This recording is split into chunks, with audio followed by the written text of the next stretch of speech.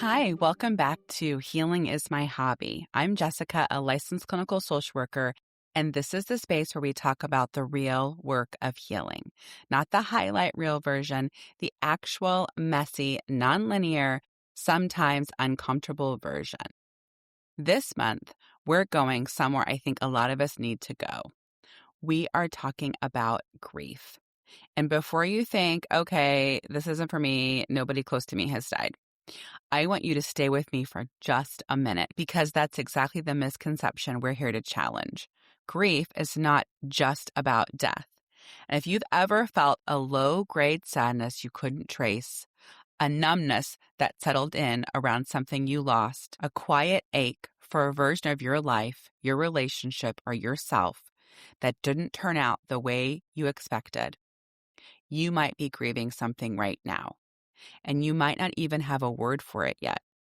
And that's what this whole month is about. So let's get into it. Let's start with the foundation. What is grief, clinically speaking?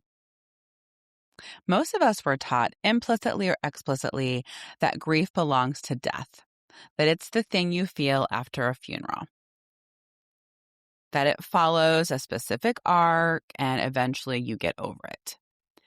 But clinically, grief is defined as the emotional, cognitive, physical, and behavioral response to any significant loss. Any significant loss.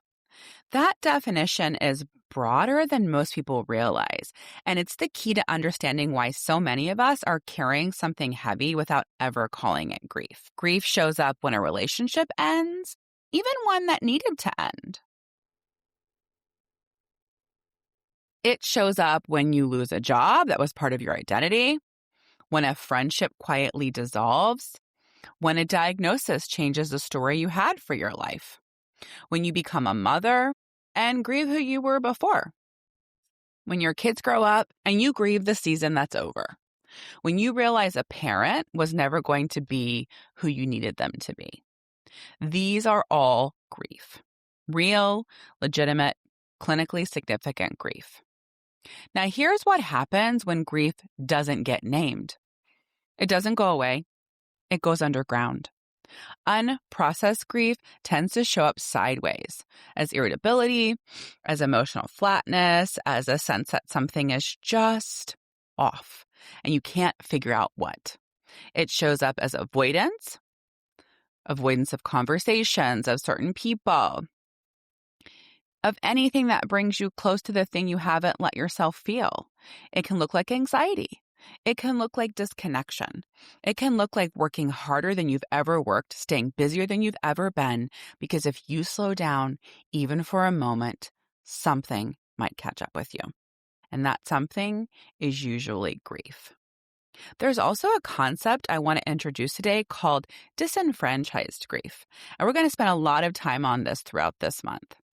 Disenfranchised grief is grief that isn't publicly acknowledged, it isn't openly mourned, and it doesn't receive social support. It's the grief that gets met with an at least you knew it was coming, at least you're still young, at least it wasn't a real relationship. These responses don't just sting, they teach you to minimize your own pain, to decide it doesn't qualify. And when you spend enough time deciding your grief doesn't qualify, you stop processing it altogether. And the research on this is really clear. Grief that goes unacknowledged tends to complicate. It can become what clinicians call prolonged grief that stays stuck, that doesn't move through, that keeps people in a state of low-grade suffering for years. And the antidote, the thing that actually moves grief, is acknowledgement. Naming it, witnessing it, giving it permission to exist. And you know we do that all the time here on Healing is My Hobby. Like there really is so much power in acknowledgement and naming something. So that's what we're going to do this month. We're going to name some things. And before I let you go today, I want to leave you with something practical. This week, I want you to ask yourself, one question. What is one thing I'm grieving that I've never called grief? You don't have to say it out loud. You don't have to share it with anyone. Just let yourself name it in a journal, in a note on your phone, in the quiet of your car. Because, like I've said, naming it is the first act of healing.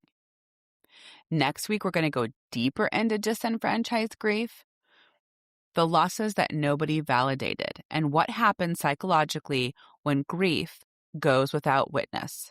And I think it's going to land for a lot of you. Thank you so much for being here.